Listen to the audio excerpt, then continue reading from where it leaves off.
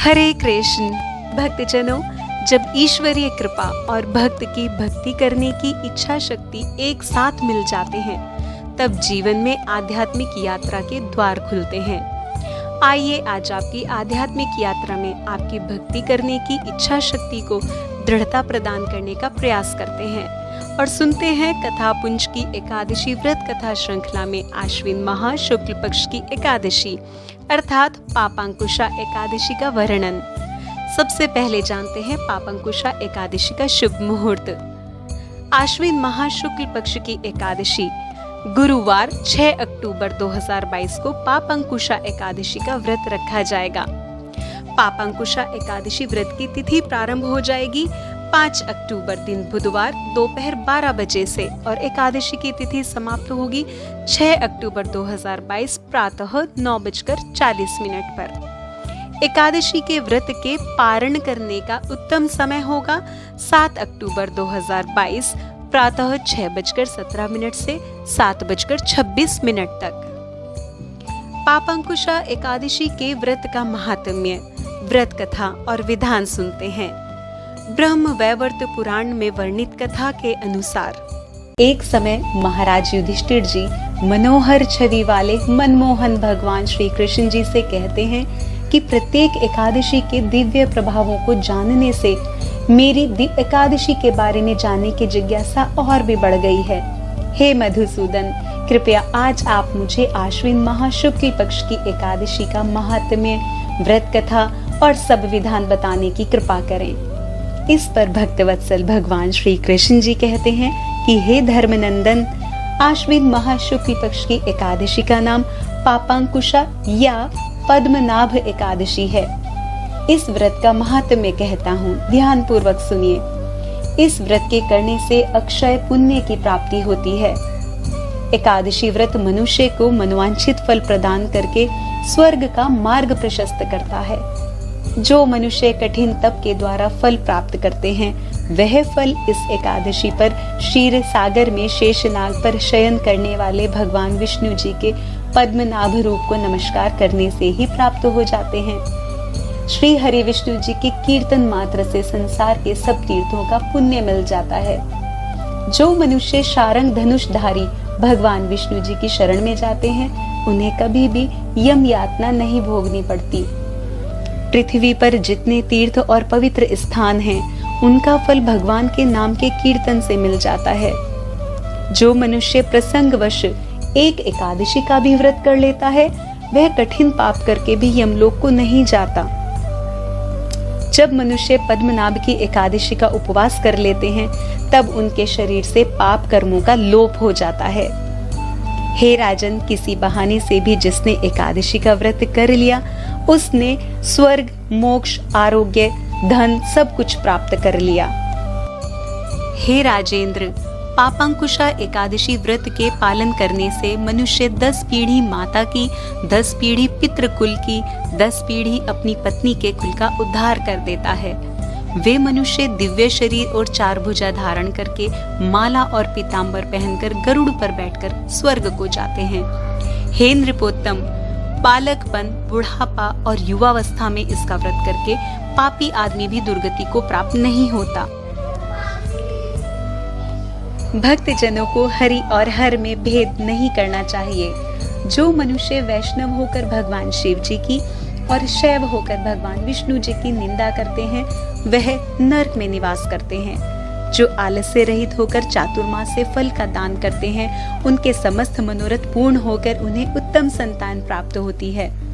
फल दान के प्रभाव से वह नंदन वन में आनंद करते हैं।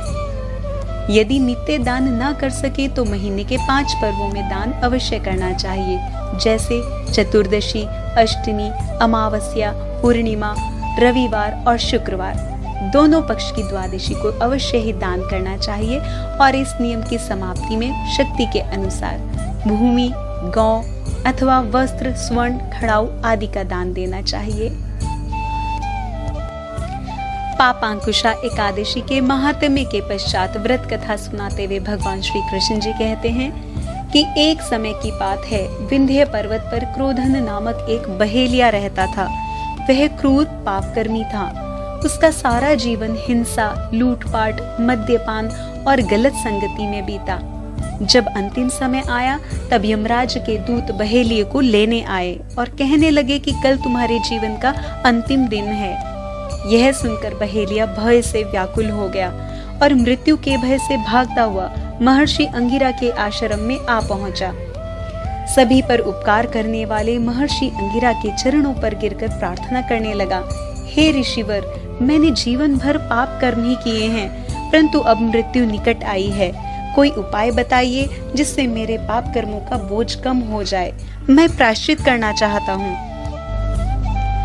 बहेलिये के निवेदन करने पर महर्षि अंगिरा जी ने करुणा भाव से बहुत सोच विचार कर पापंकुशा एकादशी व्रत की विधि विधान बहेलिये से कही और बहेलिये ने भी श्रद्धा पूर्वक महर्षि अंगिरा जी के कथनानुसार बताए गए पापंकुशा एकादशी के व्रत का पालन किया। इस व्रत के पालन करने से पाप कर्मों के प्रभाव से वह मुक्त हो गया और जब यमराज जी के दूतों ने उसके पुण्य प्रभाव में वृद्धि देखी तो उसको बिना लिए ही चले गए। बहेलिये को भगवान विष्णु जी की कृपा प्राप्त हुई। इस प्रकार भगवान कृष्ण जी ने पापंकुशा एकादशी व्रत का महात्म्य और कथा महाराज युधिष्ठिर जी से कही। आइए जानते हैं एकादशी व्रत के नियम। एकादशी व्रत के नियमों का पालन दशमी तिथि से ही प्रारंभ कर देना चाहिए। दशमी तिथि को संध्या से पूर्व सात्विक भोजन करना चाहिए। एकादशी के व्रत में अन्न जैसे चावल, गेहूं, दाल, चना आदि पदार्थों का सेवन नहीं करना चाहिए। किसी भी प्रकार का प्याज, लहसुन से युक्त भोजन नहीं करना चाहिए। एकादशी व्रत के दिन प्रातः ब्रह्म मुहूर्त में उठकर अपने नित्य कर्मों से निवृत्त होकर स्वच्छ वस्त्र धारण करें। शंख, चक्र, पद्म और गदा धारण किए हुए भगवान श्री हरि जी के सुंदर चतुर्भुज रूप का ध्यान करें। माता लक्ष्मी जी सहित भगवान श्री हरि जी को पंचामृत से स्नान कराएं और श्रृंगार करें।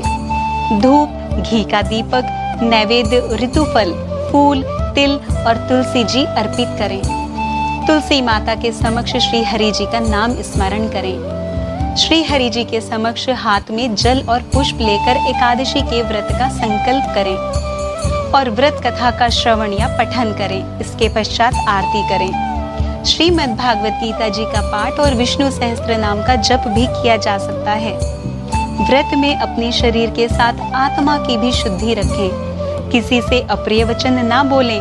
राग, द्वेष, ईर्ष्या, वासना, लोभ और निंदा का त्याग करें। हृदय की कठोरता को त्याग कर सुंदर निर्मल भाव धारण करें। संध्या के समय आरती, दीपदान, रात्रि जागरण और कीर्तन करें। आरती के पश्चात एकादशी का फलाहारी प्रसाद ग्रहण किया जा सकता है। अगले दिन अर्थात द्वादशी तिथि में व्रत पारण के नियत समय पर ब्राह्मण को दान और दक्षिणा देने के पश्चात ही अपने व्रत का पारण करें। यदि किसी कारण से आप व्रत नहीं कर पा रहे हैं तो भी एकादशी के दिन चावल का प्रयोग नहीं करना चाहिए।